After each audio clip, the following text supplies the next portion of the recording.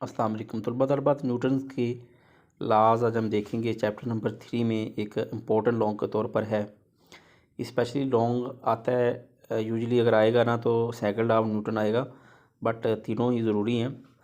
तो Newton's laws of motion, Newton's was the first to formulate the laws of motion known as Newton's laws of motion. ये बात हकीकत में झूठ है। तो बोली सीना ने ग्रेविटेशन लॉ की बुक लिखी थी, ये सिर्फ अकेला नहीं है, बट इसको ज़्यादा कुछ अहमियत दी गई।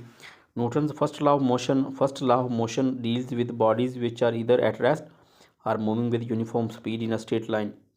न्यूटन लॉ जो है ना, वो फर्स्ट लॉ जो है वो डील करता है कि कोई जिस्म रेस्ट में है या फिर यूनिफॉर्म स्पीड के साथ हरकत कर रहा है। ठीक है, तो न्यूटन जो लॉ है वो इस चीज़ को डील करता है। According to the Newton's first law of motion, Newton का फर्स्ट लॉ ऑफ मोशन जो है उसके मुताबिक a body at rest remains at rest. एक जिस्म जो है वो रेस्ट में है तो वो रेस्ट में ही रहेगा, provided no net force action, अगर उस पर कोई बैरूनी फोर्स ना लगाई जाए तो।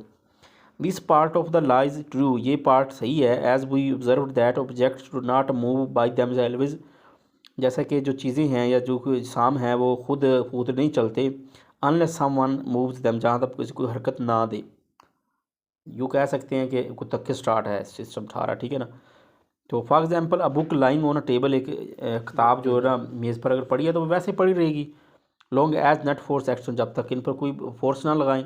ठीक है, सपोज ये आप एक किताब पढ़ी है तो जब तक आप इस किताब को उठाएंगे नहीं या इसको हरकत नहीं देंगे तब तक ये वैसे साकन ही पड़ी रहेगी।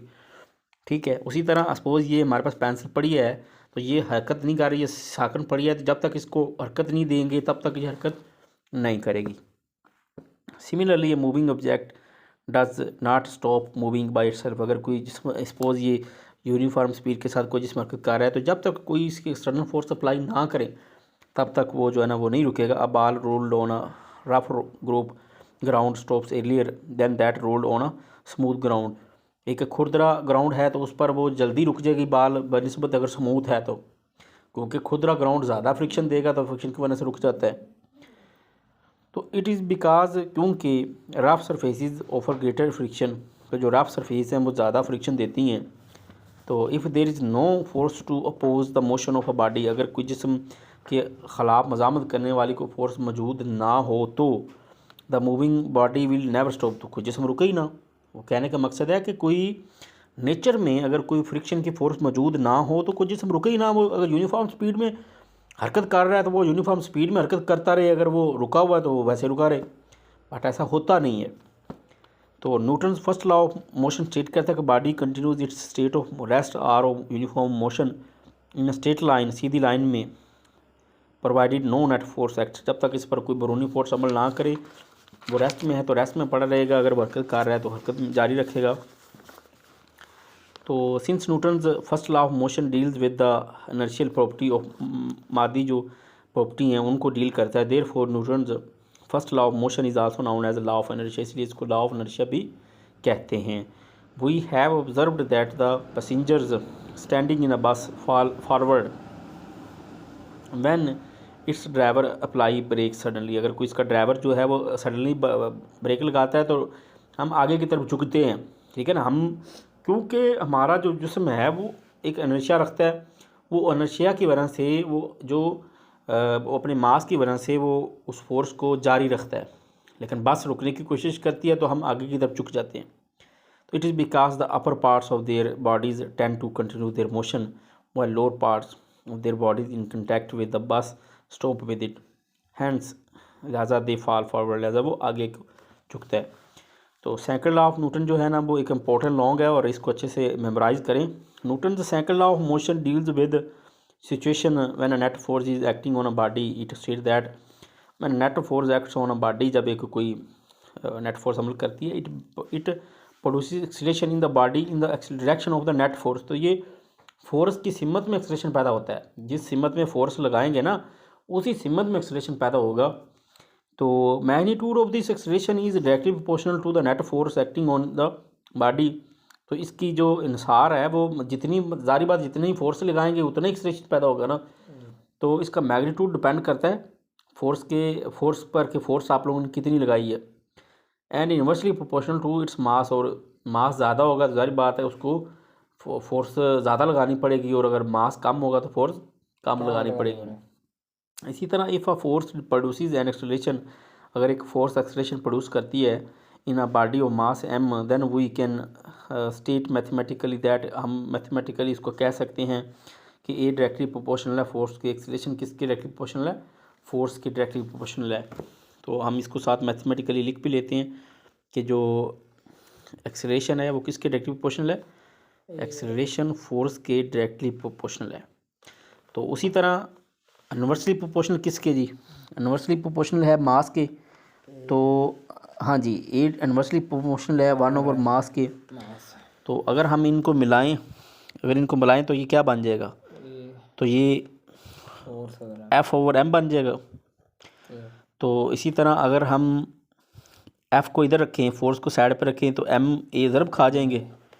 तो ये अभी तक डायरेक्टली की साइन ही है। अब हम अगर K को बतौर कांस्टेंट इस्तेमाल करें, K को बतौर कांस्टेंट, तो ये F इज इक्वल टू के एम में। तो अब K की वैल्यू जो है वो कांस्टेंट की वैल्यू जो है ना वो 1 होती है, K is equal to 1 in proportionality.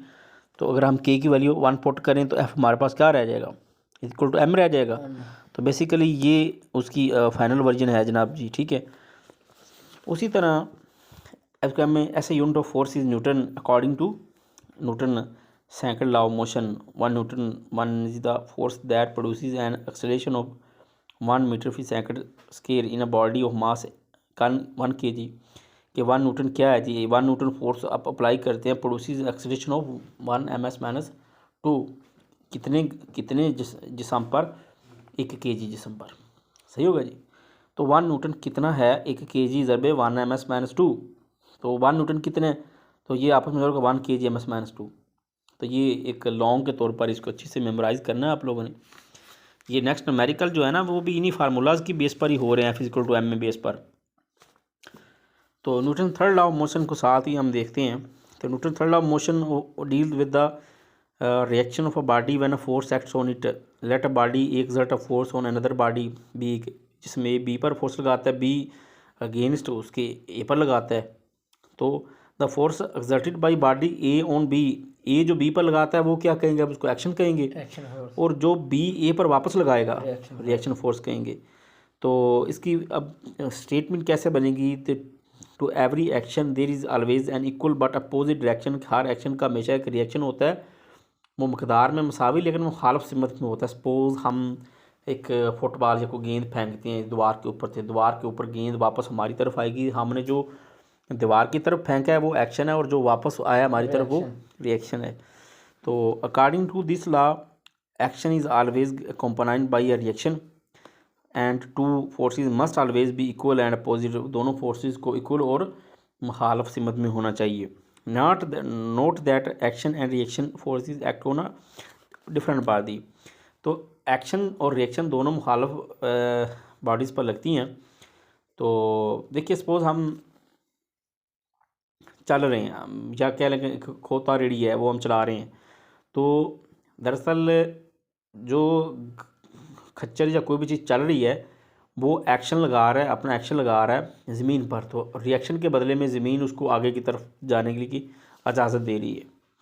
Consider a book lying on a table, तो weight of the book is acting on the table in the downward direction. तो ये हमारे पास एक बुक पड़ी है, तो बुक का जो वज़न है वो नीचे की तरफ लग रहा है, सेम नीचे की तरफ जा रहा है, सही है। तो this is action direction. Consider another example, take an air filled balloon. तो जैसा कि ये एयर फिल्ड बलून दिखाया गया है, तो इसके अंदर हवा है, rush is out and the balloon moves forward. तो आप लोगों ने वो 4 साल पहले जो 2-2 रुपये का वो 12 आता था जिसके वो साथ सीटी भी लगी होती थी, वो आप पार के ऊपर छोड़ते हैं तो वो ऊपर को सफ़र करता है। तो वो बेसिकली ये रॉकेट का प्रोजेक्ट भी यही है, रॉकेट नीचे से गैसें छोड़ता है और ऊपर की तरफ मूव करता है। तो ये जो गुब्बारा है ये भी ऐसे ही है, वो हवा नीचे को छोड़ता है और वो सीटी से लगी होती है, आवाज़ देता है और ऊपर को मूव करता जाता है। तो यही न्यूटन का थर्ड लॉ है। तो escape is out from the balloons acts on the balloon, it is due to the this direction of the escaping air that moves the balloon forward। तो ये वो बाहर निकलती हवा जो है वो कास बनती है उसका कि वो ऊपर को मूव कर जाता है। रॉकेट सच है जैसा कि दिखाया गया, moves on the same principle when its fuel burn, जब इसका फ्यूल जलता है, हॉट गैसेज एस्केप आउट, तो गैसेज जो है ना इसकी बाहर आ जाती हैं from its tail with a very high speed. तो इसी की वजह से वो जो है ना ये देखने रॉकेट ऊपर को मूव करता वो दिखाई दे रहा है। तो ये न्यूटन के तीनों लॉ हमने डिस्कस कर लिए हैं। तो न्यूटन का सेकंड लॉ ज़्यादा इम्पोर्टेंट है। तो जो बाकी वैसे तीनों लॉ में से कुछ भी पूछ सकता है, तीनों इकट्ठा भी लॉन्ग में दे सकते हैं, तो इसको अच्छे से मेमोराइज़ करें। मज़ीद कोई क्वेश्चन हो तो आप कमेंट बॉक्स में पूछ सकती हैं। दुआ में याद रखें। आप लोगों का मेज़बान प्रोफेसर अली रज़ा।